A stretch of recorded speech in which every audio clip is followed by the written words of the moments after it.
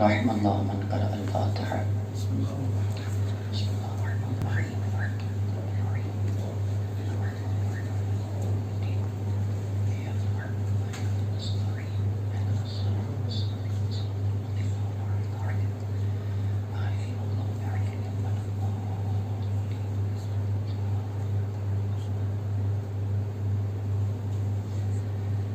اعوذ باللہ من الشیطان الرجیم. بسم اللہ الرحمن الرحیم. الحمد للہ رب العالمین بارئ الخلائق اجمعین، ثم الصلاة والسلام والتحیۃ والاکرام علی سید الانبیاء والمرسلین الذی سمی فی السماء بأحمد وفی الارضین بأبی القاسم محمد.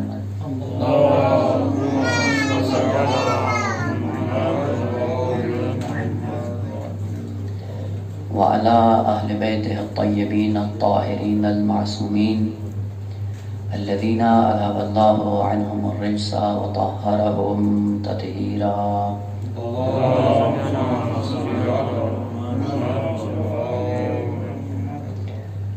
لا سيما بقية الله المنتظر روحي وأرواح العالمين لتراب مقدمه الفداء، واللعنة الدائمة الأبدية على أعدائهم ملعونين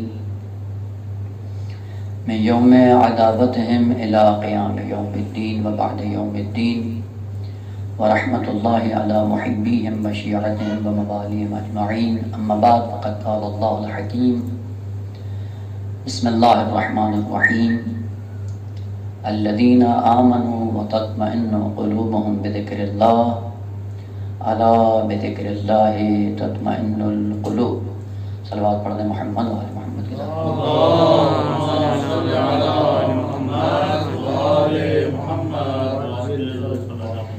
اگر زحمت ہو تو ایک بار پھر اپنے دانے مبارک کو صلوات پر محمد و آل محمد سے معطر فرما دیں.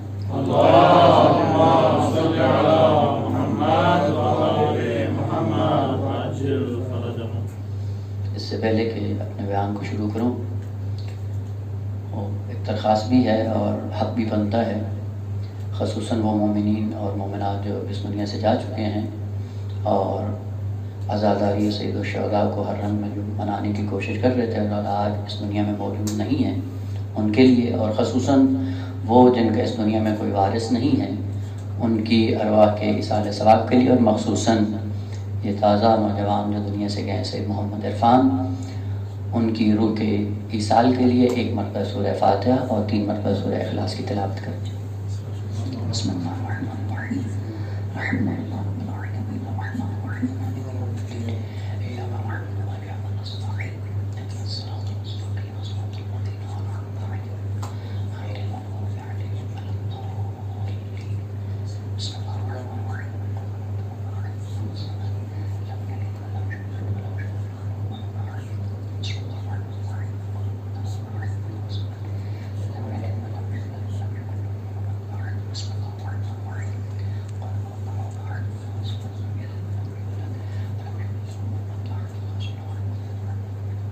صلو علی محمد و آل محمد. اللهم صل على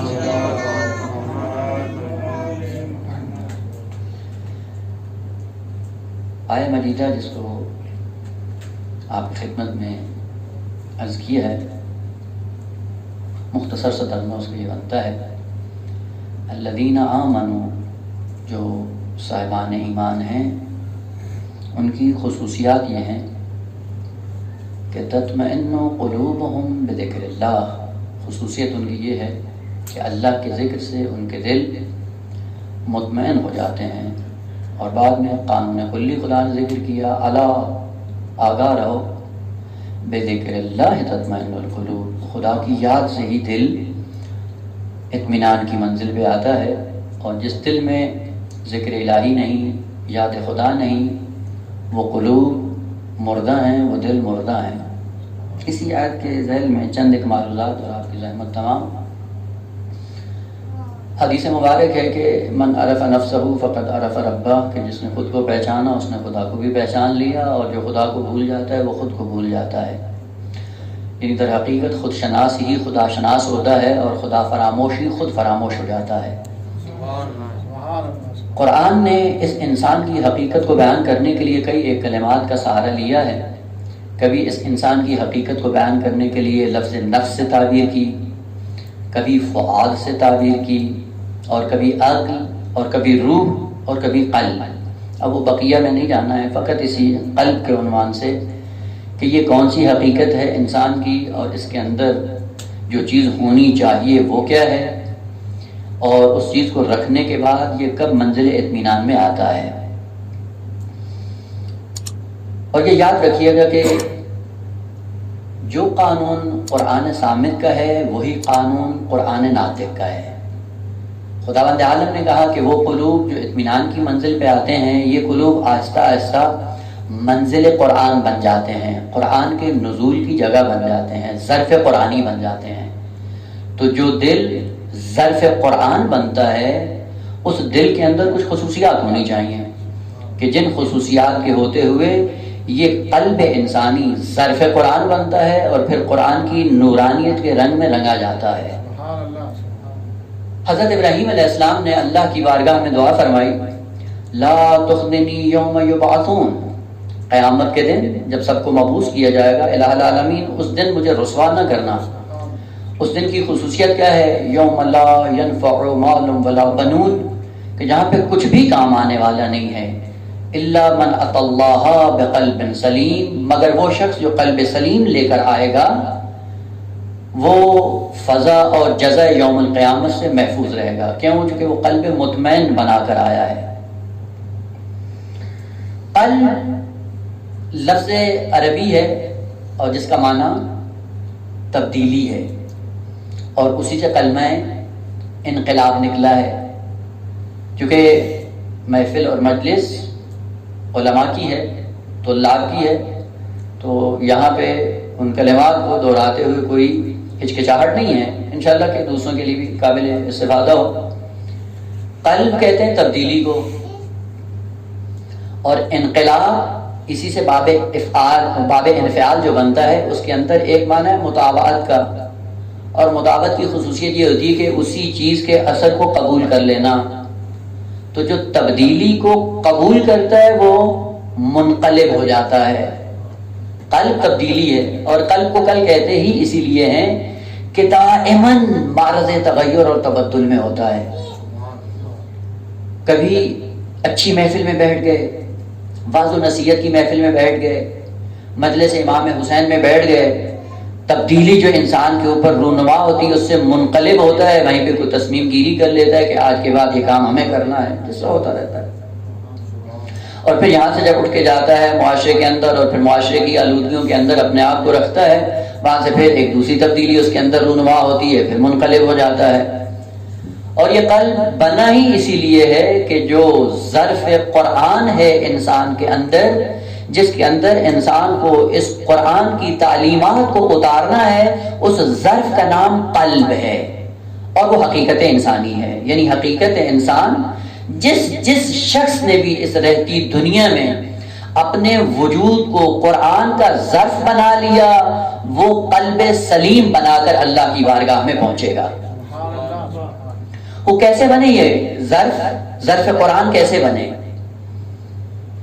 دیکھیں، ہر چیز کے لیے آمادگی اور تیاری کی ضرورت ہوتی ہے۔ جس طرح بھی آپ آئے، اگرچہ دیر سے آئے، کیونکہ ایک مشکل یہ بھی ہوتی ہے کہ جو نظم و ضبط جن سے زیادہ توقع ہوتی ہے وہ زیادہ ہی نظم و ضبط کی خلاف ورزی کرتے ہیں۔ بالآخر طلاب کے اندر یہ ہونا چاہیے، حقوق الناس یہی ہیں۔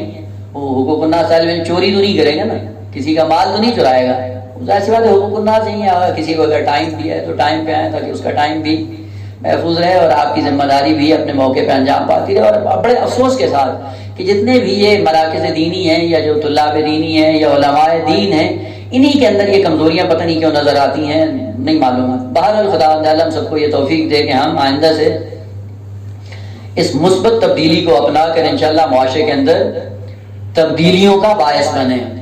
وہ بس اوقات یہ ہوتا ہے کہ جی فلاں معاشرہ ترقی یافتہ ہے، ہم کیوں نہیں ہیں، فلاں جی پڑھ گئے اور ہم کیوں نہیں پڑھے۔ بالآخر قانون ہے خدا کا، اور قرآن نے ذکر کیا وَلَن تَجِدَ لِسُنَّتِ اللَّهِ تَبْدِيلًا، قوانین خدا کبھی تبدیل نہیں ہوتے ہیں۔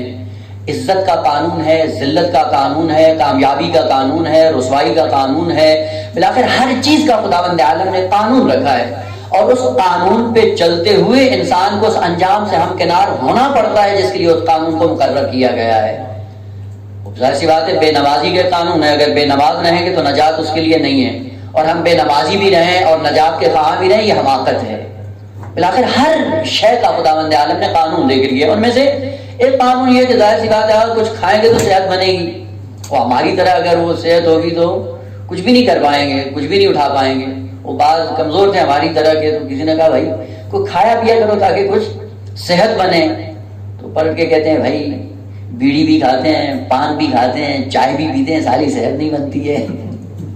خود صحت بنانے کے لیے کچھ اور چیزیں چاہیے جس سے انسان کی صحت بنتی ہے۔ وہ کہتے ہیں جی ہم مسلمان ترقی کیوں نہیں کرتے ہیں؟ خدا نے قوانین مقرر کیے، ان قوانین پہ جو بھی عمل کرے گا اس کو ملے گا۔ قوانین پہ عمل کرنا نہیں ہے، اور یہودیوں کا نظریہ یہ بنایا ہوا ہے کہ نحن ابناء اللہ و احباؤہ، ہم اللہ کے قریبی ہیں اور اللہ کے فرزند ہیں اور اللہ کے ولی ہیں، بس خدا نے جو دینا ہے وہ ہمیں ہی دینا ہے۔ گویا کہ معاذ اللہ خدا نے ہمارے ساتھ کوئی سیرہ اخوت پڑا ہوا ہے، نہ، یہ ذہن سے نکال دیں، خدا نے کسی کے ساتھ سیرہ اخوت نہیں پڑا ہوا ہے۔ قوانین کی دنیا ہے، قوانین پہ چل کے آپ کو انجام کو پانا ہے۔ خوب، قلب آمادگی کا نام ہے۔ اگر قلب کے اندر آمادگی اور تیاری ہو جائے، قلب کو آمادہ کر لیں، تیار کر لیں، یہ قلب ظرف قرآن بن جاتا ہے۔ جس طرح کہ آپ نے فرش عذاب بچھایا، فرش عذاب بچھانے کے لیے آپ نے سب سے پہلے اس ماحول کو آمادہ کیا ہے، تیار کیا ہے، اور صف عذاب کو بچھانے سے پہلے آپ نے کچھ تیاری کی ہے۔ تیاری کرنے کے بعد آپ آتے ہیں اور اس کام کو انجام دیتے ہیں۔ بعینہ ہی اسی طرح قرآن کو اپنا ظرف کے طور پہ، اپنے ظرف میں قرآن کو ڈالنے کے لیے اس قلب کے اندر تبدیلی کی ضرورت ہے، تیاری کی ضرورت ہے۔ اگر وہ تیاری ہو جائے گی یہ ظرف قرآنی بن جائے گا۔ اگر قرآن صامت سے استفادہ کرنا ہے اس کے لیے بھی تیاری کی ضرورت ہے، اور اگر قرآن ناطق سے استفادہ کرنا ہے اس کے لیے بھی تیاری کی ضرورت ہے۔ اگر وہ تیاری ہوئی یہ قلب ظرف بن جائے گا قرآن کا، اور قرآن مظروف بن جائے گا ظرف کے لیے۔ اس تیاری کا نام کیا ہے جس سے یہ قلب اور یہ دل، البتہ یہ شاید میں نے پہلے یہاں پہ عرض کیا ہو، اس قلب سے مراد وہ نہیں ہے کہ جو انسان کے پہلو میں دھڑکتا ہے، وہ نہیں، اس کو قلب مجازن کہا جاتا ہے، اعزازی نام ہے اس کا۔ آپ کو پتہ ہے بعض لوگوں کو اعزازی تمغے مل جاتے ہیں، اعزازی مدارک مل جاتے ہیں، اعزازی سندیں مل جاتی ہیں۔ اعزازی سند کا ملنا اور ہے اور اس مقام کو پانا اور ہے۔ ہوتے ہیں بس اوقات حافظ قرآن بنتے ہیں، کوئی یونیورسٹی دیکھتی ہے اور دیکھنے کے بعد پی ایچ ڈی کی سند دے دیتی ہے۔ یہ سند اعزازی ہے، پی ایچ ڈی کا کورس اس نے کیا نہیں ہے۔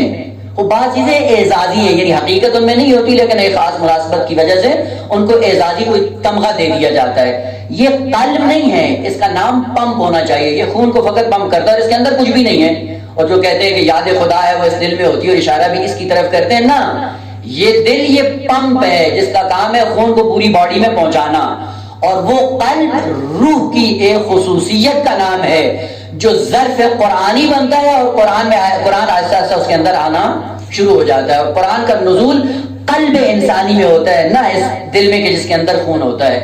اور اس انسان کی حقیقت کا ایک پہلو جو قلب کہلاتا ہے اس کو آمادہ کرنے کی ضرورت ہے۔ جب وہ آمادہ ہو جاتا ہے قرآن آہستہ آہستہ اس کے اندر نازل ہونا شروع ہو جاتا ہے۔ اس تیاری کا نام کیا ہے؟ قلب کی تیاری کا نام ہے پہلا قدم، کہ جب قلب مطمئن بنتا ہے یا قلب سلیم بنتا ہے اور ظرف قرآنی بنتا ہے، اس کی پہلی شرط اور پہلی تیاری کا نام ہے طہارت۔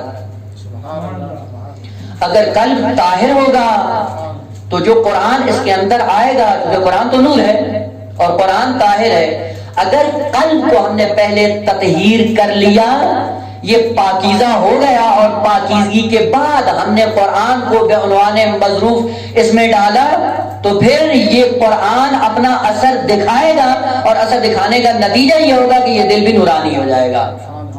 اور اگر یہ دل آلودہ ہوا تو فقط یہ نہیں کہ یہ آلودہ ہے، بلکہ جو مظروف اس کے اندر آئے گا وہ بھی آلودہ ہو جائے گا۔ اور آپ نے دیکھا ہے کہ جیسا ظرف ہوتا ہے ویسے مظروف کا رنگ بدل جاتا ہے۔ آپ آلودہ ظرف لے لیں، آلودہ ظرف لینے کے بعد آپ کوئی چیز اس میں صاف شفاف زلال اس کے اندر ڈال دیں، کیا ہو جائے گی؟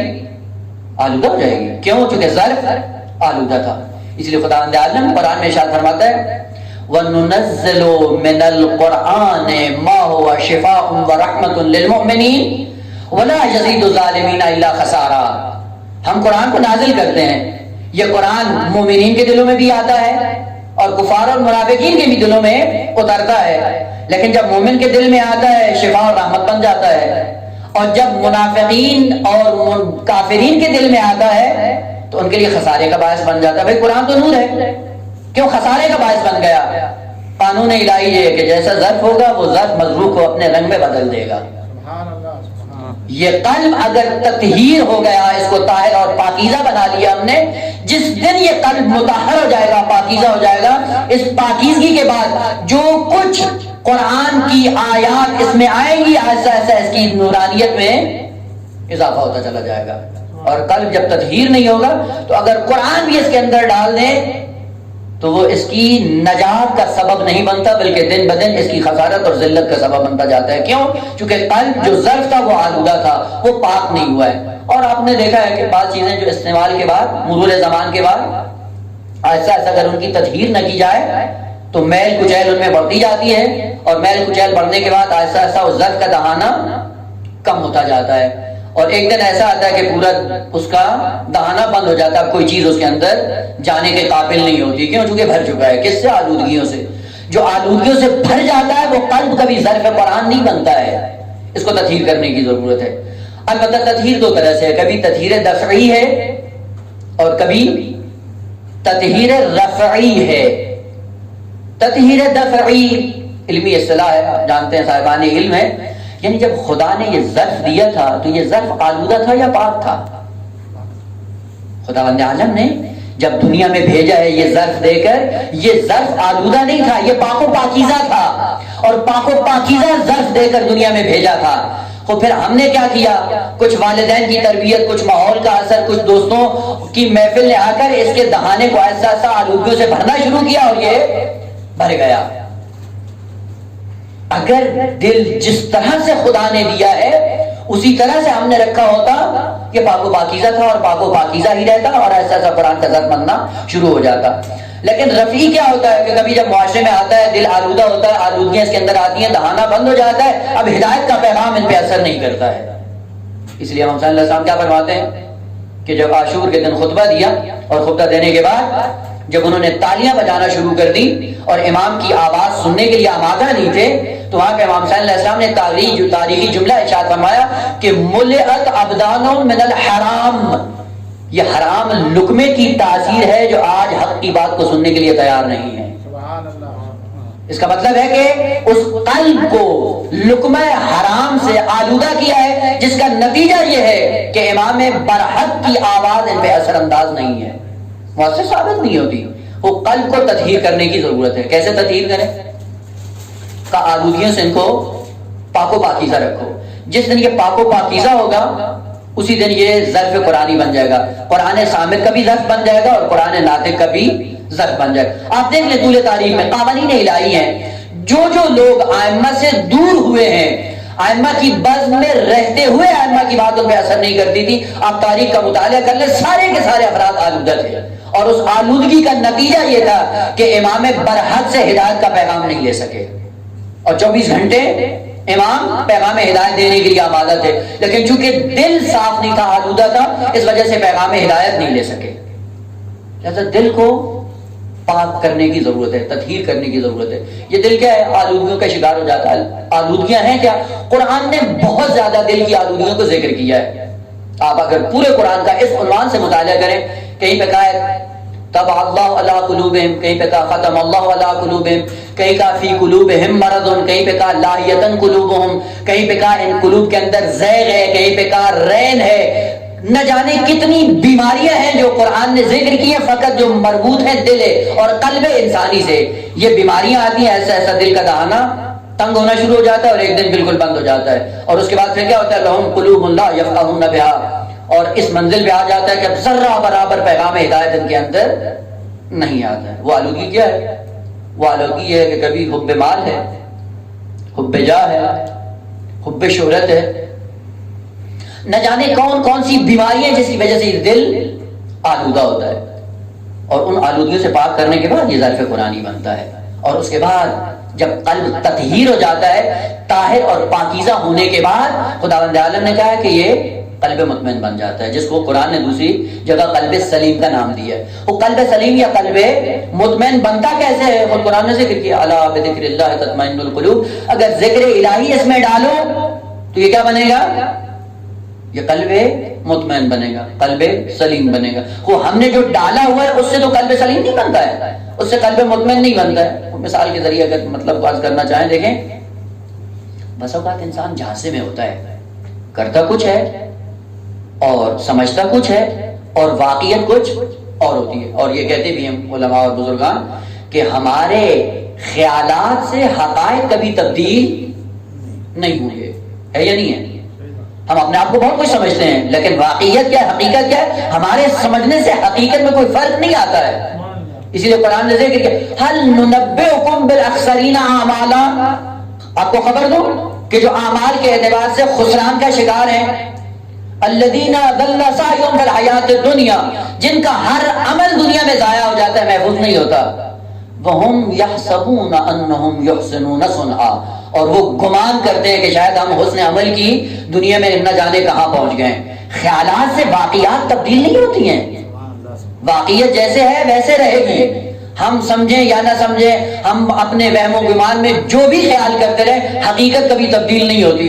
ہم اپنے وہم و گمان میں سمجھتے ہیں کہ شاید ہم 2 رکعت نماز پڑھ لیتے ہیں، 2 رکعت نماز پڑھنے کے بعد قلب سلیم بن جاتا ہے۔ قلب سلیم کی علامت کیا ہے کہ جس سے پتہ چلے یہ قلب سلیم ہے؟ مثال کے ذریعے اگر عرض کرنا چاہیں، اور یہ خوبصورتی ہے قرآن کی کہ لفظ قلب کا معنی ہے تبدیلی، اور تبدیلی کیسے ہوتی ہے؟ جیسے اس ظرف کے اندر مظروف ڈالیں گے، اس مظروف کے ڈالنے سے تبدیلی آئے گی، اسی تبدیلی سے اس کا نام بن جائے گا۔ ظرف کے اندر جو مظروف ڈالیں گے، اس مظروف سے اس ظرف کا نام معین ہو جائے گا، مشخص ہو جائے گا۔ اس سے پتہ چلتا ہے کہ اس قلب کا کوئی اپنا نام نہیں ہے، جو چیز آپ اس کے اندر ڈالیں گے اسی سے یہ اپنا نام اور تشخص اور اپنی ہویت بنا لے گا۔ یہی جگہ ہے جس پہ آپ بیٹھے ہیں، مکان ہے نا، ایک جگہ ہے، ہال ہے، خوب اس کا نام کیا ہے؟ کہ اس کا نام کچھ بھی نہیں ہے، جو مظروف آپ اس میں ڈالیں گے اسی کا یہ نام بن جائے گا۔ مثلا ابھی یہ آپ نے مل بیٹھ کے اسی جگہ پہ عزاداری کو منانا شروع کر دیا، عزاداری کا اہتمام کیا، عزاداری سے اب کیا کہیں گے آپ اس کو؟ عزا خانہ ہو جائے گا۔ بس یہ عزا خانہ کیوں کہا؟ جو مظروف آیا اس سے اس کا نام بن گیا۔ اور اگر یہاں پہ اسی مکان کے اندر آپ نماز پڑھنا شروع کر دیں تو اس کا نام کیا ہو جائے گا؟ نماز خانہ ہو جائے گا۔ اور اگر یہاں پہ گاڑیاں لا کر کھڑی کر دیں تو اس کا نام کیا ہو جائے گا؟ پارکنگ۔ اور اگر جنس اٹھا کر اس کو انبار بنا دیں تو اس کا نام کیا ہو جائے گا؟ اسٹور۔ بس پتہ چلا کہ اس جگہ کا کوئی اپنا نام نہیں ہے، جو کچھ ڈالیں گے اسی سے اس کا نام بن جائے گا۔ انسان کی ذات کے اندر خدا نے جو قلب دیا، اور قلب کو دینے کے بعد کہا کہ اس کا کوئی اپنا نام نہیں ہے، جو ڈالو گے وہی بن جائے گا۔ اگر حب مال ڈال لی تو یہ قلب سلیم نہیں ہے، یہ گیرج ہے، یہ اسٹور ہے، یہ انبار ہے، اور انبار لے کر اللہ کی دنیا میں پہنچے گا، کہے گا کہ مجھے آدر چاہیے۔ آدر قلب سلیم کی بنیاد پہ ملے گا۔ محبت والدین کی، محبت اولاد کی، محبت پیسے کی ڈالی ہوئی ہے، اور خدا کا کہیں پہ نام ہی نہیں ہے اس دل کے اندر۔ ائمہ کا کوئی یاد کا ذرہ برابر بھی اس کے اندر اثر نہیں ہے، اور سمجھتا ہے کہ میں قلب سلیم لے کے اللہ کی بارگاہ میں جا رہا ہوں۔ یہ قلب سلیم کیسے بنے گا؟ خدا عالم کا جو ڈالو گے اسی سے اس کا نام بنے گا۔ اور اس ڈالنے کا نام کیا ہے؟ الا بذکر اللہ تطمئن القلوب، کہ اس دل کے اندر جس چیز کو ڈالنا ہے اور ڈالنے کے بعد جو قلب سلیم بنے گا، اور قلب سلیم بننے کے بعد قیامت کے دن آپ کو اور مجھے محفوظ رکھے گا۔ اس کے اندر جو مظروف ڈالنا ہے اس مظروف کا نام ذکر اللہ ہے۔ اگر ذکر اللہ اس کے اندر ڈالا تو یہ قلب سلیم ہوگا، اور اسی قلب سلیم کے سائے میں ہمیں ابدی زندگی گزارنی ہے۔ اور تفہیم دین کے لیے علماء دین نے 2 راستے بیان کیے ہیں، کہ دین فہمی کے 2 راستے، یا اصول دین ہے یا فروع دین ہے۔ فروع دین میں جتنی اہمیت نماز کو اتنی کسی چیز کو نہیں۔ دیکھا نا آپ نے، وہ بعض فروع دین کے مسائل ہیں جو زندگی میں ایک دفعہ واجب ہوتے ہیں، اور بعض ایسے ہیں کہ جو زندگی میں اصل واجب ہوتے ہی نہیں ہیں، اور بعض ایسے ہیں جو سال میں 1 مرتبہ واجب ہوتے ہیں، اور واحد وہ فریضہ فروع دین کے اندر جو فقط سال میں نہیں، زندگی میں نہیں، ہر روز، اور ہر روز بھی ایک مرتبہ نہیں 5 مرتبہ، وہ کیا ہے؟ فریضہ نماز۔ بس یہیں سے پتہ چلتا ہے کہ فروع دین کے اندر جس فریضے کو زیادہ اہمیت حاصل ہے وہ نماز ہے۔ اور نماز کے لیے احمد آئین نے ذکر کیا ہے کہ ان قبلت ما سواہا وان ردت ما سواہا، اگر یہ قبول ہو جائے گی سارے فروع دین قبول ہو جائیں گے، اور اگر یہ قبول نہ ہوئی تو کچھ بھی قبول ہونے والا نہیں ہے۔ بس فروع دین میں اہمیت ہے نماز کو، اور اصول دین میں جس چیز پہ زیادہ زور دلایا گیا ہے وہ ولایت کا تذکرہ ہے۔ اور آپ جانتے ہیں کہ توحید کا دار و مدار بھی ولایت پہ، نبوت کا دار و مدار بھی ولایت پہ، عدالت کا دار و مدار بھی ولایت پہ۔ اگر ولایت ہے تو یہ نماز بھی قبول ہے، اور اگر ولایت نہیں ہے تو یہ نماز بھی قبول نہیں ہے۔ خداوند عالم نے کہا ذکر الہی سے قلب اطمینان کی منزل پہ آتا ہے، اور ذکر الہی کو جب ہم نے خلاصہ کیا، فروع دین میں دیکھا تو نماز نظر آئی، اور اصول دین میں دیکھا تو ولایت نظر آئی، جس سے پتہ چلتا ہے کہ قلب سلیم ہوتا ہی وہ ہے کہ جس کے اندر نماز بھی ہو اور جس کے اندر ولایت علی بھی ہو۔ اسی لیے جب خداوند عالم نے اعلان کیا نماز کے عنوان سے تو کہا اقم الصلاۃ لذکری، نماز میرے ذکر کا سبب بنتا ہے، اس لیے اس کو برپا کرو۔ اور جب امیر المومنین کی ولایت کا مسئلہ آیا تو پیغمبر اسلام نے فرمایا زینوا مجالسکم بذکر علی ابن ابی طالب فإن ذکرہ ذکری وذکری ذکر اللہ وذکر اللہ عبادہ۔ اصل قلب سلیم ہوتا ہی وہ ہے جس کے اندر ذکر خدا ہو۔ ذکر خدا سے یہ قلب سلیم بنتا ہے، اور اگر ذکر خدا سے خالی ہو جائے یہ قلب سلیم نہیں ہے، پھر کیا ہے؟ یا یہ گیرج ہے، یا یہ سٹور ہے، نہ جانے کیا کیا ہے۔ اور ان چیزوں کو لے کر انسان جب اللہ کی بارگاہ میں جائے گا تو ہوگا کہ خود ذکر الہی سے قلب سلیم بنتا ہے۔ لیکن یاد رہے کہ ذکر الہی اگر بغیر تطہیر قلب کے آ گیا تو یہی ذکر انسان کی تباہی کا سبب بن جائے گا۔ اور یہ خدا کا وعدہ ہے، خدا کا قانون ہے، اس ذکر الہی کو دل میں ڈالنے سے پہلے اس کی تطہیر کرو۔ لہذا پیغمبر اسلام کو یہ حکم ہوتا ہے کہ اے محبوب خذ من اموالہم صدقۃ تطہرہم وتزکیہم بہا، اے محبوب ان سے کیا کرو؟ صدقہ لو، اور نتیجہ کیا ہوگا؟ صدقے کے نتیجے میں ہوگا کیا؟ تطہیر ہو جائے گی ان کی۔ البتہ ترجمے کے اعتبار سے تھوڑا سا اگر غور کریں، عموماً ترجمے یہ کرتے ہیں کہ جو کہ اشتباہ ہے، خذ من اموالہم صدقۃ، ان کے اموال سے صدقہ لو، تطہرہم، تاکہ تو پیغمبر ان کو پاک کرے۔ ترجمے میں جا کے دیکھیں عموماً یہی ترجمہ کیا کہ پیغمبر ان سے صدقہ لو، صدقہ لے کے ان کو پاک کرو۔ اور انسان بڑا چالاک بھی ہے اور آلودگیوں کو اپنی طرف آنے نہیں دیتا ہے۔ عموماً مثال بھی یہ دیتا ہے کہ اگر فرض کریں اگر کوئی کسی کو توفیق ہو جائے اور مالی فرائض انجام دے دیتا ہے تو کیا کہتے ہیں؟ جی ہم نے خمس نکال دی، ہم نے زکوٰۃ دے دی، اور مالی فرائض کو انجام دینے کے بعد کیا کہتے ہیں؟ ایک ہی جملہ زبان پہ ہوتا ہے، جی ہم نے مال کو پاک کر دیا۔ کہتے ہیں نہیں کہتے ہے نا میرے ساتھ؟ کیا کہتے ہیں؟ ہم نے مال کو پاک کر دیا۔ سوال یہ کہ مال نجس کب ہوا تھا جو پاک ہوا ہے؟ آلودگی کہاں تھی اور کہاں سے اٹھا کے کہاں پھینک دی؟ خذ من اموالہم صدقۃ تطہرہم، اے محبوب صدقہ ان سے لو، نکالیں گے صدقہ۔ جب نکالیں گے صدقہ نکالنے کا اثر کیا ہوتا ہے؟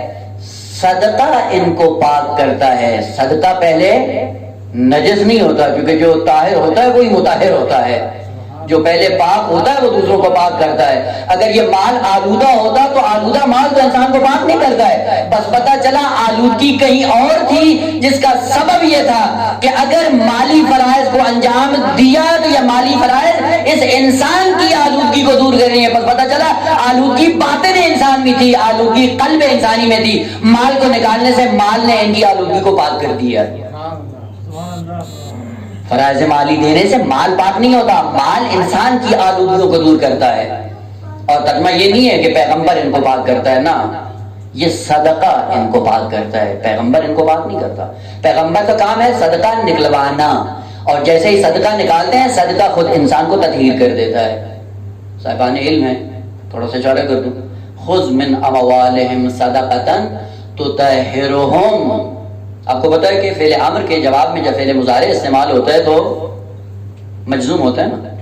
اب یہ جہاں تو رسوا کی مشکل ہے کہ انہوں نے اتنا ہمیں کہاں پھنسا دیا ہے کہ پتہ ہی نہیں ہوتا کہ قوانین کون سے ادبیات کے، اور یہی ادبیات اگر صحیح سے انسان کو معلوم ہو، پورے قرآن کی تفسیر یا پورے قرآن کے حقائق دریافت کرنا بڑا آسان ہے۔ البتہ ایک نمونہ ہے انشاءاللہ عرض کروں گا۔ صدقۃ تطہرو مرفوع ہے، مجزوم نہیں ہے، بس پتہ چلتا ہے کہ یہ تطہرو خذ کا جواب نہیں ہے۔ اگر خذ فعل امر کا جواب ہوتا تو یہ مجزوم ہوتا، چونکہ قانون ہے کہ فعل مضارع جب امر کے جواب میں آتا ہے مجزوم ہوتا ہے. اور قرآن کے اندر آیت کے اندر تطہر نہیں ہے، تطہر ہے، مرفوع ہے، اور یہ مرفوع کلمہ ہونا یہ بتا رہا ہے اس تطہر کا ربط خذ کے ساتھ نہیں ہے. وہ جب خذ کے ساتھ ربط نہیں ہے، خذ کا حکم ہے پیغمبر کو، پیغمبر آپ ان سے صدقہ لو، صدقہ نکلوانا پیغمبر کا کام ہے. لیکن تطہروں کا ربط چونکہ خذ کے ساتھ نہیں ہے، تطہیر کام پیغمبر کا نہیں ہے. خوب پہ تطہیر کس کا کام ہے؟ اب دوسرا قانون کہ جب جملہ فعلیہ نکرہ کے بعد ہوتا ہے نکرہ کی صفت بنتا ہے، اور جب معرفہ کے بعد ہوتا ہے تو اس کا حال بنتا ہے. کیا سلوات پڑھیں محمد والے محمد کا، کہاں الجھا دیا اور کہاں جانا تھا ہم کو. صدقتن نکرہ ہے، تطہرہم یہ تطہرو لفظ صدقہ کی صفت ہے، جملہ فعلیہ نکرہ کے بعد آ رہا ہے اور اسی کلمہ مرفوع بھی ہے. معنی یہ بنتا ہے پیغمبر آپ ان سے مالی صدقات کو لو، اور جب مالی صدقات لوگے یہی لینا مالی صدقات کا، یہ صدقہ آ کر ان کے دلوں کو پاک کر دیتا ہے. تطہیر صدقے کا کام ہے، مال پاک کرتا ہے. وہ مال اگر آلودہ تو کیسے پاک کرے گا؟ مال ہوتا ہی پاک ہے، اور مال کبھی آلودہ ہوتا ہی نہیں ہے. وہ پہلے زمانے میں وہ سکے تھے، پھر ترقی کی تو کیا بن گئے؟ کاغذ کے نوٹ بن گئے، اور آج کیا ہے؟ عادات اور ارکام اعتباری بن گئی. کو یہ عادات ارکام جو ہیں یہ نجس ہوتی ہیں. یہ جو کارڈ آپ جیب میں ڈالتے ہیں اور اس کے اندر ارکان ہے، وہ انسان کو امام کا قاتل بنا دیتی، اتنا نجس ہو جاتا ہے. اور یہ آلودگی اگر نہ ہو تو وہ انسان پاک و پاکیزہ دل کے ساتھ امام کی میت میں آتا ہے، اور ایسی میت پہ فائز ہو جاتا ہے کہ خود معصوم یہ آواز دیتا ہوا نظر آتا ہے کہ سعید انت امامی فی الجنہ. یہ کون ہے؟ کہ جنہوں نے اپنے آپ کو وابستہ نہیں کیا. یہ وابستگی ایک آلودگی ہے، یہ نجاست ہے، اور یہ وابستگی دل انسانی میں پیدا ہوتی ہے. مال کی محبت پیدا ہوگی، مال دینے کے لیے تیار نہیں ہوتا، مال راہ خدا میں خرچ کرنے کے لیے تیار نہیں ہوتا، اور اسی آلودگی میں دنیا سے چلا جاتا ہے، اور قلب سلیم نہیں ہوتا، قلب آلودہ لے کر اللہ کی بارگاہ میں جا پہنچتا ہے. تطہیر قلب کے بعد اس قرآن کو اپنے دل میں نازل کرو، اور نازل کرنے کے بعد آہستہ آہستہ اس قلب کو نورانی کرو. خوب البتہ بات آگے بات کرتا چلوں کہ قلب انسانی نزول قرآن کا ظرف ہے. یعنی قرآن کہاں پہ تھا؟ مقام لدن میں. مقام لدن سے آیا لوح محفوظ پہ، لوح محفوظ سے آیا کتاب مکنون میں، کتاب مکنون سے آیا قلب جبرائیل پہ، قلب جبرائیل سے آیا قلب پیغمبر پہ، قلب پیغمبر پہ بھی نازل ہوا ہے. اور آخری نزول یہ تھا کہ قلب پیغمبر سے قلوب انسانی میں اس کو نازل ہونا تھا. جس دن قلب پیغمبر سے قلوب انسانی میں یہ نازل ہو جائے گا، اسی دن یہ قلب انسانی قلب سلیم بن جائے گا. وہ کیسے نازل کریں؟ کہ اس کے لیے پہلے قلب کو تطہیر کریں. جب تطہیر ہو جائے گا یہ قرآن قلب انسانی میں نازل ہونا شروع ہو جائے. البتہ نازل کا معنی بھی کر دوں بعد میں کہیں الجھن نہ ہو. نزول کا معنی یہ نہیں ہے کہ کوئی چیز اوپر سے پھینک دی جاتی ہے اور نیچے اس کو کیچ کر لیا جاتا ہے. یہ مادی چیزوں کی خصوصیت ہے. مثلا بارش جب ہوتی ہے کہاں پہ ہوتی ہے؟ پانی کا قطرہ بلندی پہ ہوتا ہے. جب وہ زمین پہ آتا ہے تو ہم کہتے ہیں نازل ہو رہا ہے. یعنی بلندی سے پستی کی طرف کوئی چیز جو آتی ہے اس کو عربی میں نزول کہا جاتا ہے. اور یہ نزول کبھی مادی ہوتا ہے، اور مادی نزول کی خصوصیت یہ کہ جو ایک ہی جگہ پہ ہوگا. یہ بارش کا قطرہ اگر اوپر ہے تو نیچے نہیں، جب نیچے آیا ہے تو اوپر نہیں ہوگا. لیکن آیا قرآن بھی اسی طرح سے کہ لوح محفوظ میں تھا، مقام لدن میں تھا، کتاب مکنون میں آیا اور عرش الرحمان پہ آیا، اور یہ سارے مراتب طے کرتے ہوئے. یعنی اس کا مطلب یہ تھا کہ وہاں سے چلا وہاں پہ ختم ہو گیا، اور پھر دوسرے مرحلے میں پہنچا وہاں پہ ختم ہو گیا، پھر تیسرے مرحلے میں یوں ہے نا. مجردات میں نزول اس طرح سے نہیں ہوتا کہ اگر ایک جگہ سے دوسری جگہ پہ آ جائے تو پہلی جگہ اس کی خالی ہو جائے. نا، پہلی جگہ خالی نہیں ہوتی. وہ مجرد چیز کی خصوصیت یہ ہے کہ ایک ہی چیز ہوتی ہے لیکن تمام تر مراتب میں محفوظ ہوتی ہے. ایک مرتبے سے جب دوسرے مرتبے میں آتی ہے دونوں مقامات پر موجود ہوتی ہے، لیکن اپنے اپنے مقام کے اعتبار سے وہ لباس بدلتی رہتی ہے، چیز ایک ہی ہوتی ہے. یوں نہیں تھا کہ قرآن جب وہاں سے چلا مقام لدن سے ختم ہوا پھر لوح محفوظ پہ آنا. مقام لدن میں بھی تھا، مقام لوح محفوظ میں بھی تھا، اور کتاب مکنون میں بھی تھا، قلب جبرائیل میں بھی تھا، قلب پیغمبر میں بھی تھا، اور یہ ایک ہی حقیقت تھی. لیکن جیسے جیسے مقام بدلتا گیا ویسے ویسے لباس قرآنی بدلتا گیا. اور قلب پیغمبر سے قلب انسانی میں آنا ہے اس کو.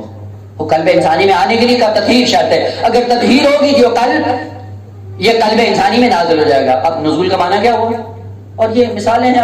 میں زیادہ آپ کو پریشان نہیں کرنا چاہتا، تھوڑا سا اپنے اندر غور کریں، آپ کو پتہ چل جائے گا کہ نزول مجرد اور نزول قرآنی کی خصوصیت یہ کہ ایک ہی جگہ ہے، ایک ہی چیز ہوتی ہے اور کئی جگہ پہ موجود ہوتی ہے، لیکن لباس بدلتی رہتی ہے. ملموس مثال آپ کے پاس اس وقت موجود ہے. آپ کے اذہان میں، آپ کے نفس میں کتنے سے علوم ہیں جو آپ نے یاد کیے ہوئے ہیں، جو حاصل کیے ہوئے ہیں؟ علم تو نور ہے نا، مادی تو نہیں ہے. لقمہ کھانے کی طرح تو نہیں ہے، کھانے کا تو لقمہ نہیں ہے. علم جو آپ نے حاصل کیا ہے، یہ علم مادی ہے یا مجرد؟ یقیناً مجرد ہے.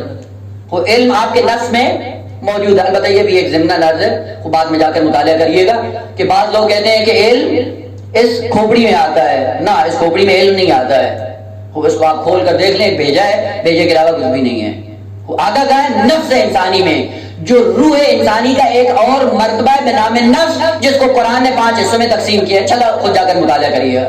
وہ بس اس کھوپڑی میں نہیں آتا ہے. کہاں آتا ہے؟ نفس انسانی میں. ہر چیز کا ایک الگ ظرف ہے. ذکر خدا کا ظرف قلب ہے اور علم کا ظرف نفس انسانی ہے.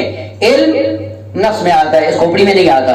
اور علم نفس میں نہیں آتا، یہ دوسرا اشتباہ ہے، جس سے بعد لوگوں نے کہا کہ علم کیفیت نفسانی ہے، علم اترتا ہے اور نازل ہوتا ہے، نفس میں آ جاتا ہے. نا عزیز، علم آتا نہیں ہے، نفس انسانی ارتقاء کی منزل پہ گامزن ہو کر علم سے وابستہ ہو جاتا ہے. علم نہیں آتا ہے، علم نیچے نہیں آتا ہے، نفس انسانی اوپر جاتا ہے. اگر علم نیچے آئے تو جو چیز حرکت میں ہوگی کمال پہ وہی پہنچے گی. ایسے ہوتا ہے یا نہیں ہوتا ہے؟ جو حرکت میں ہوگا کمال اسی کو نصیب ہوگا. اگر علم چل کر آتا ہے تو پھر کمال علم کے اندر آنا چاہیے، انسان کے اندر نہیں آنا چاہیے. جبکہ انسان نقص کمال کا سفر کرتا ہے، ناقص سے کامل ہو جاتا ہے. اس سے پتہ چلتا ہے علم اپنی جگہ پہ ہے اور انسان ارتقاء کر کے وہاں تک پہنچ جاتا ہے. یوں نہیں ہے کہ علم اوپر سے نیچے آتا ہے، انسان پستی سے نکل کر بلندی کی طرف آ جاتا ہے. اور علم کا قانون ہے، یہ یاد رکھیے گا کہ علم نہ کتاب سے ملتا ہے نہ استاد سے ملتا ہے، علم ہمیشہ تقوی سے ملتا ہے. اتقوا اللہ ویعلمکم اللہ، تقوی اختیار کرو تاکہ خدا تمہارا معلم بن جائے. ایک صلوات پڑھنے محمد و آل محمد کی ذات. آیات کی چاشنی ہے، جس طرح قرآن کے ساتھ ادبیات کے عنوان سے ضرور مانوس رہیں. اتقوا اللہ، اللہ سے تقوی اختیار کرو. البتہ ایک جگہ اشارہ کیا تھا لیکن معنی بھی کروں گا بعد میں اگر فرصت ہوئی. اتقوا اللہ، اللہ سے تقوی اختیار کرو. یعلمکم اللہ، یہ واو کون سا ہے؟ اہل ادبیات نے کہا یہ واو بات انتفاع ہے. انتفاع یعنی جو سوال مقدر کا جواب بن جاتی ہے. اتقوا اللہ، سوال پیدا ہو کیوں تقوی الہی اختیار کریں، کیا ملے گا، کیا فائدہ ہوگا، کس جگہ پہنچیں گے؟ کہ بہت سے فوائد ہیں، ان میں سے اہم ترین فائدہ یہ ہے وَيُعَلِّمُكُمُ اللَّهُ، خدا تمہارا معلم بن جائے گا. اگر تقوی اختیار کیا کیا ملے گا؟ عزت مل جائے گی. تقوی اختیار کرو کیا ملے گا؟ مال مل جائے گا. تقوی اختیار کرو کیا ملے گا؟ شہرت مل جائے گی. تقوی اختیار کرو کیا ملے گا؟ بہشت مل جائے گی. تقوی اختیار کرو کیا ملے گا؟ حور و عین مل جائے گی. یہ ساری چیزیں مل جائے انسان مرحلہ کمال تک نہیں پہنچتا. انسان کے مرحلہ کمال کی منزل یہ ہے تقوی اختیار کرو خدا تمہارا معلم بن جائے گا.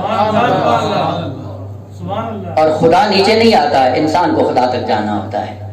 بس علم اپنی جگہ پہ ہے، انسان کو وہاں تک جانا ہے. یہ پھر کتاب اور یہ معلم یہ کیا ہے؟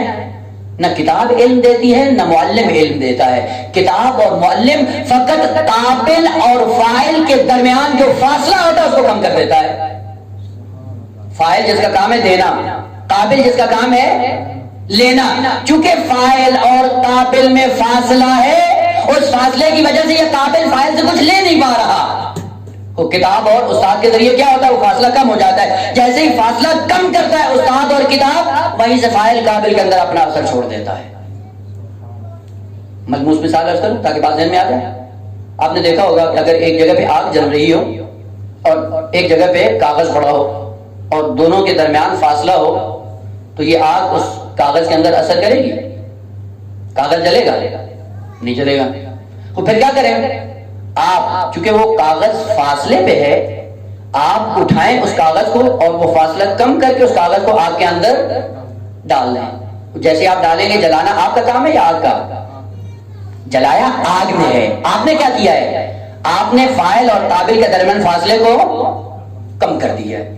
یہ فاصلہ کم کیا، فائل نے اپنا اثر قابل میں چھوڑ دیا اور وہ کاغذ جل گیا۔ عزیزان، علم کی دنیا میں کتاب اور معلم، خدا اور عبد کے درمیان جو فاصلہ ہوتا ہے اس فاصلے کو کم کرتا ہے، اور جو فاصلہ کم ہو جاتا ہے خدا اپنے علم کو اپنے عبد کے قلب کے اندر اور نفس کے اندر ڈال دیتا ہے۔ نتیجہ یہ ہوتا ہے کتاب وہ پڑھو جو عبد اور معبود کے فاصلے کو کم کرے، استاد وہ اپناؤ جو خدا اور عبد کے درمیان فاصلے کے کم کرو۔ ہر استاد استاد بننے کے قابل نہیں ہے، اور ہر کتاب کتاب پڑھنے کے قابل نہیں ہے۔ اگر کتاب اور استاد دونوں یہ ہو جائیں کہ جو عبد اور معبود کے فاصلے کو کم کریں، فقط انہی کتابوں سے اپنے آپ کو وابستہ کریں اور فقط انہی اساتذہ سے اپنے آپ کو وابستہ کریں۔ عرض یہ کر رہا تھا کہ یہ علم نفس انسانی ارتقا کر کے جب علم جیسی حقیقت سے آشنا ہوتا ہے، حقیقت علم سے متصل ہوتا ہے، اس کو عالم کہا جاتا ہے، اور نفس انسانی میں علم آ جاتا ہے۔ جب تک نفس میں رہتا ہے، آپ کو مجھے پتا ہوتا ہے کہ ہم کتنے پانی میں ہیں؟ کوئی پتہ نہیں ہے نا، سب بیٹھے ہوتے ہیں اور بیٹھنے کے بعد پتہ نہیں ہوتا کہ کوئی علم ہے نہیں ہے، کوئی جانتے ہیں یا نہیں جانتے ہیں۔ اس لیے امیر المومنین نے کیا فرمایا، تکلموا تعرفوا لأن المرء مخبوء تحت لسانه، بولو، بولنے سے پتہ چل جائے گا کہ آپ کتنے پانی میں ہیں۔ اس کا مطلب ہے جب تک علم نفس انسانی میں رہتا ہے، ساتھ میں بیٹھنے والے انسان کو بھی پتہ نہیں ہوتا کہ مولانا کے پاس علم کی فضیلت کون سی اور کس پیمانے پہ ہے اور کس مقدار میں ان کے پاس علم موجود ہے، لیکن سامنے والوں کو پتہ نہیں ہے۔ لیکن وہی علم جب نفس انسانی سے حرکت کر کے زبان انسانی پہ آتا ہے اور کلام کے ذریعے جب علم کو بیان کرتا ہے تو جو سامنے ہوتے ہیں ان کو پتہ چل جاتا ہے مولانا کے پاس کتنا سا علم ہے۔ ہوتا یا نہیں ہوتا؟ آپ انصاف سے بتائیں، جب آپ زبان پہ اس علم کو بیان کر رہے ہوتے ہیں وہی ہوتا ہے یا کوئی اور ہوتا ہے؟ معلومات وہی ہوتی ہے جو نفس انسانی میں ہے یا کوئی الگ سے ہوتی ہیں؟ وہی ہے جو نفس انسانی میں ہے۔ جب آپ زبان پہ لا کر تکرار کرتے ہیں اور سامنے والوں کو بیان کرتے ہیں، یہ وہی علم ہے یا کوئی اور ہے؟ وہی معلومات ہے نا، پریشان تو نہیں ہو رہے؟ معلومات وہی ہے۔ جب زبان پہ آتی ہے آپ کا نفس اور صفحہ نفس علم سے خالی ہو جاتا ہے یا نا؟ اب بھی وہاں پہ موجود ہے، نفل کے موجود ہے، کہا کہ جب زبان پہ لاتے ہو تکرار کرتے اس میں اضافہ ہونا شروع ہو جاتا ہے، کم نہیں ہوتا، اضافہ ہوتا ہے، ختم نہیں ہوتا، بڑھ جاتا ہے۔ تو جب زبان پہ آتا ہے وہی علم ہے، لیکن اب خصوصیت کیا ہے؟ اب جب زبان پہ آتا ہے لباس بدل لیتا ہے، اور لباس کیا تھا؟ پہلے کتاب مکنون میں تھا، صفحہ نفس میں چھپا ہوا تھا، کسی کو پتا نہیں تھا۔ جب زبان پہ آتا ہے وہ لباس اپنا لیتا ہے، جو سامنے ہوتا ہے ان کو پتا چل جاتا ہے۔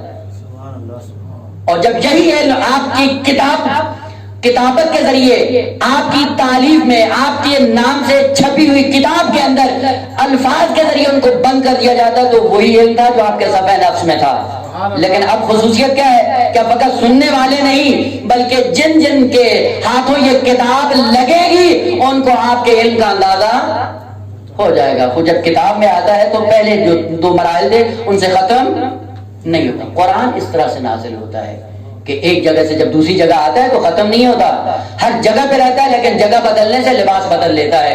قلب پیغمبر پہ آیا، قلب پیغمبر سے قلوب انسانی تک آنا ہے اس کو، اور قلوب انسانی میں آنے کے لیے تطہیر شرط ہے۔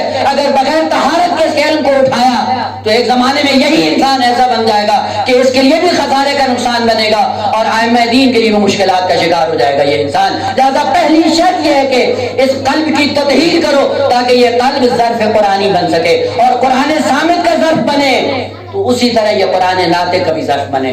کتنے ایسے لوگ تھے دنیا میں جنہوں نے اپنی تطہیر کی اور تطہیر کرنے کے بعد جب قرآن ناطق کا یہ ظرف بنے رہتی دنیا تک آج بھی آپ عزت سے ان کا نام لیتے ہیں۔ یہی زہیر ابن کین جو ایک زمانے میں علوی نہیں تھا لیکن اس نے اپنے قلب کی تطہیر ایسے کی، یا میں یوں کہیں کہ امام حسین نے اس کی تربیت ایسے کی کہ اس نے اپنے آپ کو امامت سے منسلک کیا، قرآن ناطق سے وابستہ ہوا، تطہیر قلب کی، تطہیر قلب کے بعد اس مقام پہ جا پہنچا۔ کیا ذکر کرتا ہے؟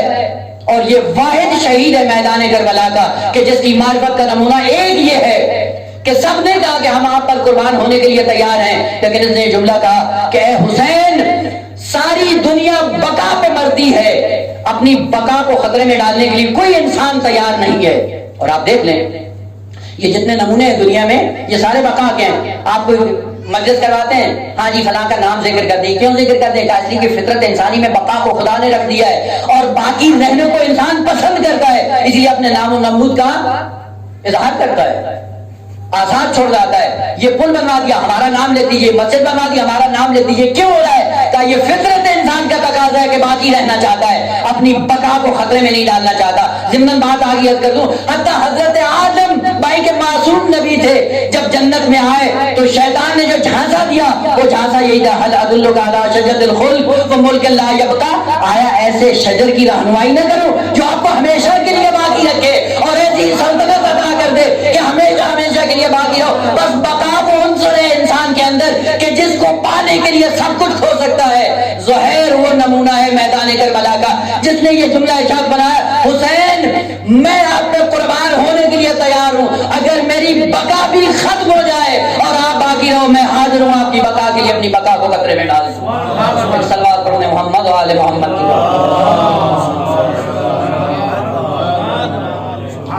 جن کا قلب طاہر ہو جاتا ہے وہ ایسا ایسا ظرف قرآنی بنتے ہیں. وہ قرآن نازل ہوتا ہے. اب نازل کا معنی کیا ہے؟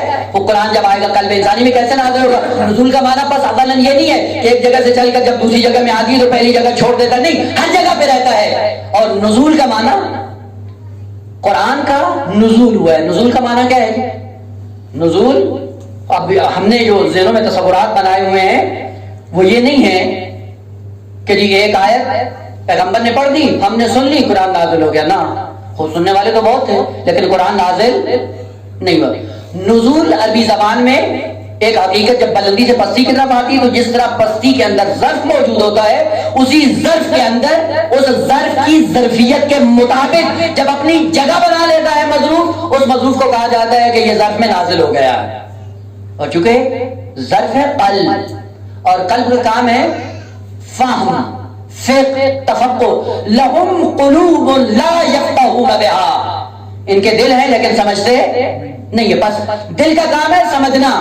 اور نزول کا معنی کیا ہے؟ یعنی قابل فہم ہونا.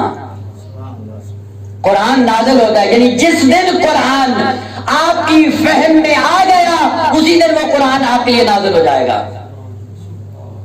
بس نزول قرآن سے مراد یہ نہیں ہے کہ یہ پورا قرآن جلد آپ کے پاس پڑی ہوئی ہے اور اول سے آخر تک ہم تلاوت کرتے ہیں, تلاوت کرنے کے بعد پتہ نہیں چلتا قرآن کیا کہہ رہا ہے. یہ تلاوت ہے, فہم نہیں ہے, نزول نہیں ہے.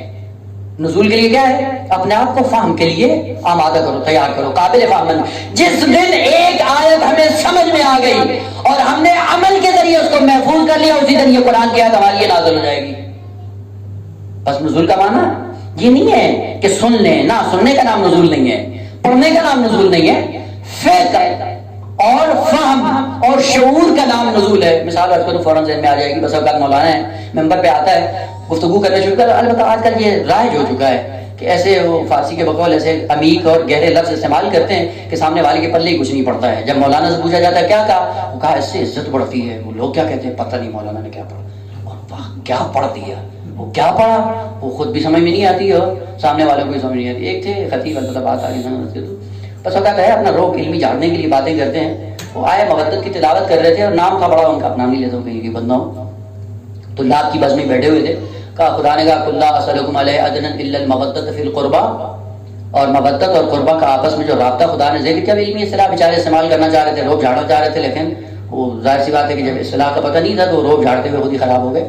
کہتے ہیں مودت اور قربت کا رابطہ آپس میں مانعۃ الجمع کا ہے.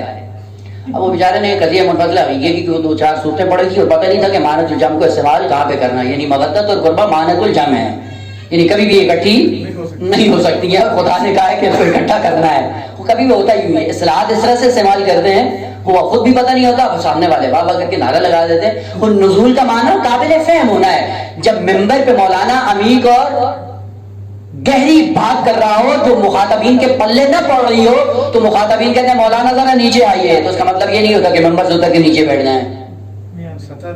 ہاں, یعنی اپنے علم کی سطح کو اتنا نیچے لے آؤ کہ ہمارے ذرف کے اندر آپ کی بات آ سکے. اس لیے خداوند عالم نے کہا یہ قرآن مقام کتاب مکنون میں تھا, اور اگر یہ کتاب مکنون میں ہوتا کسی کی دسترس میں نہیں تھا. لا یمسہ الا المطہرون, اوحدیت افراد تھے جو حقیقت سے اپنے آپ کو آشنا کر سکتے تھے. پوری بشریت کی دسترس میں نہیں آنا تھا. پوری بشریت کی دسترس میں لانے کے لیے اس کو تنزل دیا, اور تنزل دے کر قلب پیغمبر میں بھیجا. قلب پیغمبر نے اپنی زبان سے قابل فہم بنا کر اس بشریت کے حوالے کیا. جو جتنا سمجھتا جائے گا اس کے لیے اتنا ہی نازل ہوتا جائے گا یہ قرآن۔ ایک صلوات پڑھ دیں محمد و آل محمد کی ذات پہ۔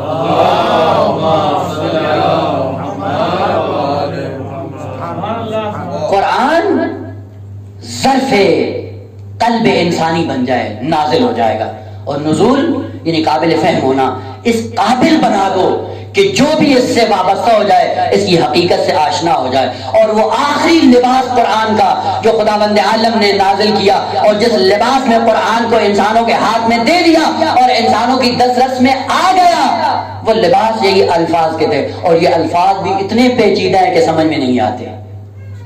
یہ آخری لباس ہے، یعنی اس سے نیچے کوئی اور ایسا لباس نہیں تھا جس لباس میں قرآن کو ملبس کیا جاتا اور بشریت کے ہاتھ میں دے دیا جاتا۔ یہ آخری لباس تھا قرآن کا، الفاظ کی شکل میں اتارا اور اتارنے کے بعد انسان کی دسترس میں دے دیا۔ اور پھر انسان کے لیے نازل کب ہوگا؟ کہ جس دن قلب طاہر ہو جائے گا، قلب کی تیاری ہو جائے گی اور قرآن قابل فہم ہو جائے گا، جتنا جتنا سمجھتا جائے گا اتنا اتنا قرآن اس کے لیے نازل ہونا شروع ہو جائے گا۔ اور بعض وہ لوگ ہیں جو ایک آیت کو اپنے دل میں اتار لیتے ہیں، نازل ہو جاتی ہے، ایک آیت کے مصداق بن جاتے ہیں، اور ایک آیت اگر قابل فہم ہو جائے انسان کے لیے، معصوم اتنا اس کو سراہتے ہیں کہ لوگ تعجب کرنا شروع ہو جاتے ہیں۔ امیر المومنین اپنی بس میں بیٹھے اپنے ایک شاگرد کی تعریف کرنے لگے، یہ بہت بڑا عالم ہے، یہ بہت بڑا فقیہ ہے۔ لوگوں نے کہا مولا آپ اس کی تعریف کر رہے ہیں کہ یہ بہت بڑا فقیہ اور بہت بڑا عالم ہے۔ امام نے کہا یہ ایک آیت کی تفسیر جانتا ہے اس لیے امیر المومنین اس کی تعریف کرتا ہے۔ ایک آیت کو سمجھ لینا، ایک آیت کا نازل ہو جانا قلب انسانی میں اتنی عظمت انسان کے اندر پیدا کر دیتا ہے کہ معصوم اپنی زبان پہ اس کا مد اور ثنا کرنا شروع کر دیتا ہے۔ یہ نازل ہوگا دل کے اندر، اور نزول کا معنی قابل فہم ہونا ہے۔ اس لیے قرآن کی دو حقیقتیں، ایک حقیقت کا نام نزول ہے اور دوسری حقیقت کا نام کشف ہے۔ یہ کلمات ہوئی ہیں عربی کا، اور واقعی اتنے دقیق اور عمیق ہیں کہ اگر انہی کی گہرائی انسان پڑھ لے اور اس کے بعد قرآن کا مطالعہ کرے، عظمت قرآن کی اور زیادہ دوبارہ ہو جاتی ہے۔ نزول یعنی اوپر سے نیچے آنا، اور کشف کیا ہے؟ یعنی حقیقت جہاں پہ ہے وہیں پہ رہے گی، کاشف چل کر حقیقت تک پہنچے گا۔ اور اس لیے آپ کہتے بھی ہیں، روزمرہ ہوتا ہے نا، فلاں ملک نے تیل کا کنواں کشف کر لیا، کیا ہوا ہے؟ تیل اوپر نہیں آیا، کہاں گئے؟ زمین کھود کے یہ حقیقت تک پہنچے ہیں۔ بس کشف کا معنی یہ ہوتا ہے کہ حقیقت جہاں پہ ہے وہاں پہ رہے، حقیقت کو نہ چلایا جائے، بلکہ وہ شخص جو حقیقت کا طالب ہے وہ چل کر حقیقت تک پہنچ جائے، یہ کشف ہوتا ہے۔ اور نزول کیا ہے؟ کہ یہ شخص جو طالب ہے اس کے اندر یہ سقط نہیں تھی کہ یہ حقیقت تک جا پہنچے، پھر حقیقت کو چلا کر طالب کے پاس بھیجا جاتا ہے۔ اور قرآن کیا ہے؟ نازل ہوتا ہے۔ اس کا مطلب یہ حقیقت تھی جو انسان کا گمشدہ تھا، اور انسان کے اندر یہ صلاحیت نہیں تھی کہ وہ مقام کتاب مکنون یا مقام لوح محفوظ یا مقام لدن سے اس کو دریافت کر سکے۔ پھر خدا نے کیا کیا؟ خدا نے یہ لطف کیا کہ اس حقیقت کو وہاں سے چلایا اور الفاظ کی شکل میں تبدیل کر کے انسان کے اختیار میں دے دیا۔ انسان کے لیے نازل ہوا ہے، اور کچھ ایسی ہستیاں ہیں جہاں پہ قرآن تھا وہیں پہ جا کر دریافت کیا ہے، تو قرآن ان کے لیے کشف ہوتا ہے۔ جن کے لیے کشف ہو وہ اور ہوتے ہیں، جن کے لیے نازل ہو وہ اور ہوتے ہیں۔ اور پھر یہ انسان کہتا ہے کہ ہاں رسول ہم جیسا ہے، معصوم ہم جیسا ہے۔ نہیں عزیز، یہ قرآن ان کے لیے کشف ہوتا ہے، قرآن اپنی حقیقت میں ہوتا ہے، یہ چل کر وہاں جاتے ہیں، اور آپ اور میں وہ ہیں کہ جو حقیقت سے اتنا دور ہے وہاں تک ہماری دسترس میں نہیں ہے۔ یہ خدا کا لطف ہے کہ وہاں سے چلا کر ہمارے اختیار میں دے دیتا ہے، اور ہمارے اختیار میں دینے کے بعد بھی اب ہم انہی الفاظ کے پیچ و خم میں اس حقیقت سے آشنا نہیں ہو سکتے۔ اور وہ آخری لباس جو زیبا تھا قرآن کو، وہ عربی مبین تھا۔ عربی مبین یہ آخری لباس ہے قرآن کا، اور یہ لباس ایسا ہے جو قرآن کو زیبا لگتا ہے۔ یعنی دنیا میں کوئی ایسی زبان نہیں تھی جس زبان کے اندر یہ ظرفیت ہوتی کہ قرآن کے حقائق کو اپنے اندر سما لیتا۔ لہذا یہ عربی مبین یہ لباس قرآنی ہے۔ اور قرآن کی زبان کیا ہے؟ وہ ہم کہتے ہیں شاید قرآن کی زبان عربی ہے، نہیں عزیز، عربی قرآن کی زبان نہیں ہے، عربی قرآن کا لباس ہے۔ زبان کیا ہے؟ کہ زبان اس کی فطرت ہے، چونکہ پوری بشریت کے لیے آیا ہے نا، وہ جو پوری بشریت کے لیے آیا تو بشر کی پوری بشریت کی زبان میں اس کو گفتگو کرنی چاہیے. اور جو مشترک زبان ہے پوری بشریت کی وہ زبان فطرت ہے. یہ کلچر، یہ قبیلے، یہ قومیں، یہ ان کے سلیقے، یہ اپنی اپنی خصوصیات، یہ زبان نہیں ہے، یہ افہام و تفہیم کا ذریعہ ہے. اور زبان جو فطرت ہے وہ پوری بشریت کے درمیان مشترک ہے. اس لیے قرآن کی زبان فطرت ہے، جو بات کرتا ہے فطرت بشر کے مطابق ہوتی ہے. آپ افریقہ کے جنگل میں چلے جائیں، جب قرآن کی حقیقت کو بیان کریں گے اس کی فطرت اس کو قبول کرے گی. اس کا مطلب ہے قرآن کی زبان فطرت ہے، لیکن جس لباس میں اتارا گیا اس لباس کا نام عربی ہے. کیوں یہ لباس دیا؟ کہ یہ لباس موضوع تھا اس قرآن کے ساتھ. یہ لباس اور ملبوس دونوں موضوع تھے. اور آپ کو پتا ہے جب لباس موضوع نہ ہو پھر مشکلات کا شکار ہو جاتا ہے. جہاں پہ لباس اوپر نیچے ہو، یعنی اگر لاش ایسی ہے جو بڑی ہے اور لباس چھوٹا ہو تو بھی مسخرہ کریں گے نا لوگ. اور اگر برعکس ہو جائے، باڈی چھوٹی ہو لباس لمبا ہو تو کیا ہوگا؟ وہ قدم قدم پہ خود گرے گا. کیوں؟ چونکہ لباس تن کے برابر نہیں. کیا خوبصورت جملہ مولا نے ارشاد کیا نظر البلاغہ، واللہ لقد تقمص ابن ابی قحافہ وَإِنَّهُ لَيَعْلَمْ أَنَّ مَحَلِّ مِنْهَا مَحَلَّ الْكُتْبِ مِنَ الرِّحَا. تقمص باب تفاعل ہے، اور تفاعل کا ایک خصوصیت کیا ہوتی ہے؟ کسی حقیقت سے اپنے آپ کو وابستہ کرنا جو حقیقت آپ کے تن سے بڑی ہو. حقیقت کہیں اور ہے لیکن آپ اس سے منسوب ہو کر اپنا نام بنا لیتے. فقہ ایک گہرائی ہے، ایک مقام ہے جو فقیہ فقہ سے اپنے آپ کو متمسک کرتا ہے، اس سے وابستہ ہوتا ہے. اسے کیا کہتے ہیں؟ متفقہ فی الدین. متفقہ یعنی فقہ سے منسوب کرنے والا. قمیص ایک حقیقت ہے، اس حقیقت سے جو وابستہ ہو جائے گا متقمص ہو جائے گا. لیکن قمیص بڑی ہے، متقمص چھوٹا ہے. جب قمیص بڑی ہو اور متقمص چھوٹا ہو، قدم قدم پہ خود بھی ٹھوکریں کھاتا ہے، قدم قدم پہ دین اور اسلام کو بھی ٹھوکروں کا سامنا کرنا ہوتا ہے. اس قمیص خلافت کا حقدار وہ ہے کہ جس کے تن کے برابر اس قمیص کو بنایا گیا، وہ امیر المومنین کی ذات ہے. اسی لیے دوسری جگہ پہ ارشاد فرمایا کہ لقد لبس الاسلام لبس الفرو مقلوبا، کہ اسلام 25 سالہ دور میں کیا ہوا کہ اسلام کو وہ لباس پہنایا گیا جو لباس ان کے تن سے بڑا تھا. اور فقط بڑا نہیں تھا، جب انہوں نے پہنا تو پہنتے ہوئے اندھے ہو کر لباس کو پہننا شروع کیا. اور جب انسان کی آنکھیں نہیں ہوتی، اندھیرے میں جب لباس پہنتا ہے تو کبھی الٹا پہن کے باہر آ جاتا ہے. جیسے لباس الٹا پہنتا ہے باہر آتا ہے، مسخرہ استہزاء کا نشانہ بن جاتا ہے. لبس الاسلام لبس الفرو، فرو کہتے ہیں دشاشے کو. فرو مقلوبہ، الٹی قمیض پہنائی گئی اسلام کی، یعنی اسلام انہوں نے الٹا پہن لیا، اسلام کی تعلیمات کو الٹا کر دیا. جب الٹا کیا نتیجہ کیا ہوا؟ روم اور اطراف کے جتنے بھی ممالک تھے وہ دین کی تعلیمات کو بیان کر کے مسخرہ کیا کرتے تھے. وجہ کیا ہوئی؟ جب دین کی تعلیمات کو الٹا کیا جائے تو پھر لوگ ہنستے ہیں. عزیز آپ الٹی قمیض پہن کے بعد چلے جائیں، کو کسی کو دعوت دینے کی ضرورت نہیں، جیسے ہی دیکھیں گے لوگ ہنسیں گے. اسلام کی تعلیمات کو جب الٹا کر دیا گیا، نتیجہ یہی ہے کہ آج کیوں اسلام پہ دشمن آ کر ہلہ بولتا ہے اور اسلام کی توہین کے پہلو نکالتا ہے، اور پہلو نکالنے کے بعد کہتا ہے آیا یہ اسلام ہے، اسلام کی یہ حقیقت ہے. وہ وجہ کیا ہے؟ لبس الاسلام لبس الفرو مقلوبہ. کبھی کوئی اعتراض ہوتا ہے کہ خاتون ناقص الخلقت ہے. ناقص الخلقت ہونے کے بعد اگر یہ ناقص الحق بھی ہے، ناقص المیراث بھی ہے، ناقص الشہادت بھی ہے، ناقص الحیض بھی ہے، تو اس کے بعد آپ جب دین کا چہرہ یہ بیان کریں گے تو پھر لوگ آیا اس دین کو قبول کرنے کے لیے تیار ہوں گے. اور یہ ایک المیہ ہے ہمارے خود علماء کے درمیان بھی. ہم بھی ایسی باتوں کا جا کر پرچار کرتے ہیں جو روح دین کے ساتھ سازگار نہیں ہے. اگر وہ ناقص العقل ہے، عدالت خدا کا کیا کرو گے؟ اگر وہ ناقص المیراث ہے تو خدا کی عدالت کہاں جائے گی؟ اگر وہ ناقص الشہادت ہے تو خدا کی عدالت کا کیا کرو گے؟ یہ سوچنے کی بات ہے جو ہمیں پڑھا دیا جاتا ہے، کبھی اس میں جا کے غور نہیں کرتے. آئے یہ مطالعے روح دین کے ساتھ سازگار ہے یا نہیں ہے؟ لبس الاسلام لبس الفرو مقلوبہ. جب اپنے ڈگر سے کوئی چیز ہٹتی ہے اور نااہل کی جگہ پہ آتا ہے، اس کا نقصان فقط اس کو نہیں ہوتا بلکہ حقیقت کو بھی الٹا بنا کر بشریت کے سامنے جب پیش کرتا ہے، بشریت اس کو دیکھ کر ہنسنا شروع ہو جاتی ہے، مسخرہ کرنا شروع ہو جاتی ہے، مذاق اڑانا شروع کر دیتی ہے. ناقص العقل. ایک نمونہ اور آپ کی زحمت تمام. خاتون ناقص العقل نا، سنتے ہیں اور پڑھتے بھی ہیں، اور پھر بسر کے کوئی اپنا نعرہ لگانے کے لیے انہی باتوں کا سہارا لے کر کہیں پہ جا کر نقطہ بھی چپکا دیا، نعرہ لگوا دیا، بات تمام ہو گئی، دین کی خدمت کر رہے ہیں. ناقص العقل، ناقص العقل. آپ نے چھوٹا سا دیکھیں، ایک ترتیب ہے عقائد، اخلاقیات اور شریعت. شریعت آخری مرتبہ ہے جسے آپ کہتے ہیں فقہ اصغر. یہی توضیح المسائل، یہ فقہ اصغر ہے. اور فقہ اکبر کیا ہے؟ اخلاقیات فقہ اوسط ہیں، اور اخلاقیات کے بعد کا مرحلہ عقائد ہیں جن کو فقہ اکبر کہا جاتا ہے۔ فقہ اکبر، اوسط، اصغر، ان کا آپس میں ایک ارتباط ہے۔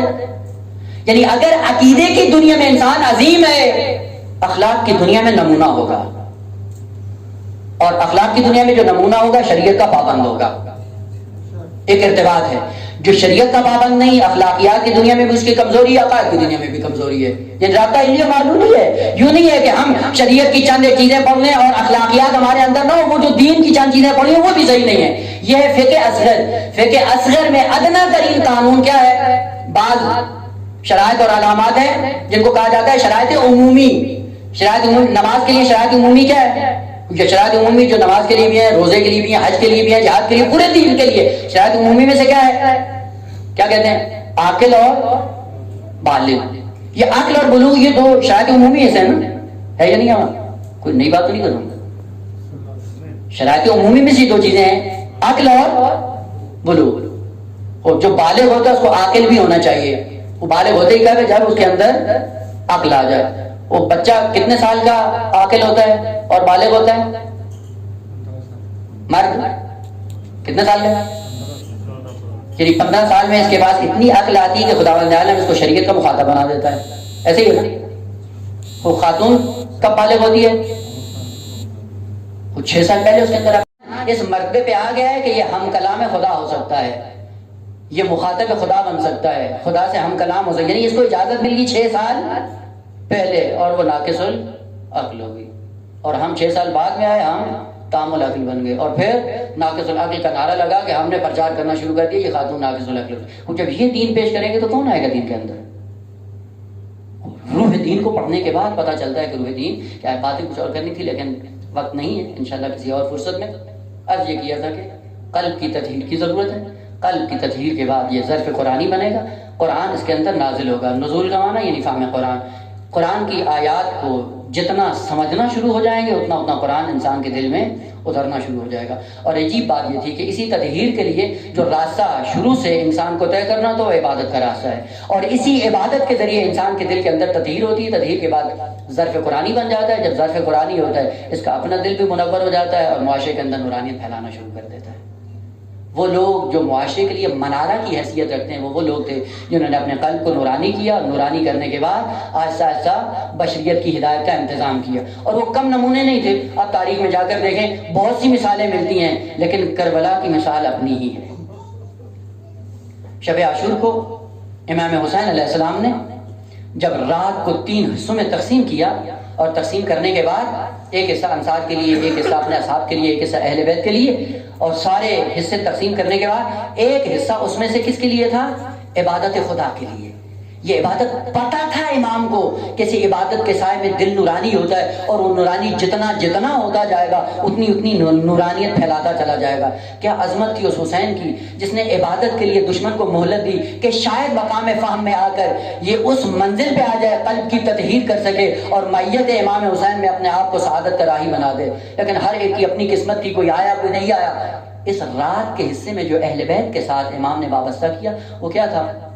امام نے اپنے اہل بیت کے خیمے میں بیٹھے ہوئے سارے عاشورہ کے واقعات بیان کیے کہ کل کو کیا ہونے والا ہے۔ بی بی سن رہی تھی جو بھیا کے محبت میں مدینہ سے مکہ اور مکہ سے کربلا میں آئی تھی، وہ امام کے ساتھ بیٹھ کر سن رہی تھی، اور امام بیان کر رہے تھے کل یہ ہوگا، کل یہ ہوگا، کل یہ ہوگا۔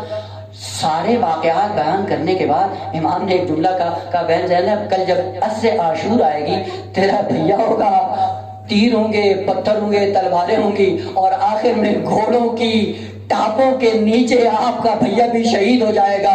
مقتل نے یہ لکھا ہے جیسے امام حسین علیہ السلام نے یہ جملہ کہا بی بی غش کر گئی، اور غش کر کے گر گئی۔ گرتے ہوئے بی بی گری اسے غشی کے عالم میں تھی کہ امام نے غشی سے اپنی بہن کو افاقے میں لائے، اور افاقے میں لانے کے بعد بی بی اس کا بہن زینب اگر تو سن کے تیری حالت یہ ہوتی رہی تو میں اطمینان سے دنیا سے نہ جا پاؤں گا۔ ارے زینب تجھے حسین کا پیغام لے کر جانا ہے، گلیوں اور بازاروں میں جانا ہے، تمہیں درباروں میں جا کر حسین کے پیغام کو عام کرنا ہے۔ مجھے نہیں معلوم امام نے اعجاز کے ذریعے اپنی بہن کے دل میں کیا اثر چھوڑا۔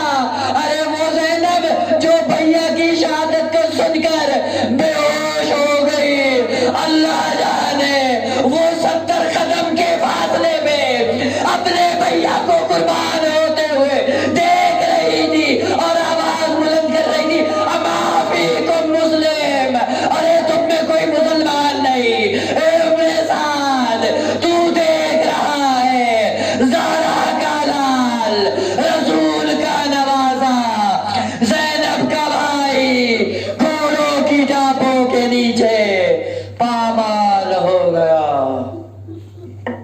الا لعنۃ اللہ علی الظالمین وسيعلم الذين ظلموا أي منقلب ينقلبون إلى ذنب قضائه وتسليما لأمره لا بعد التسبات ماتوا يا حسين.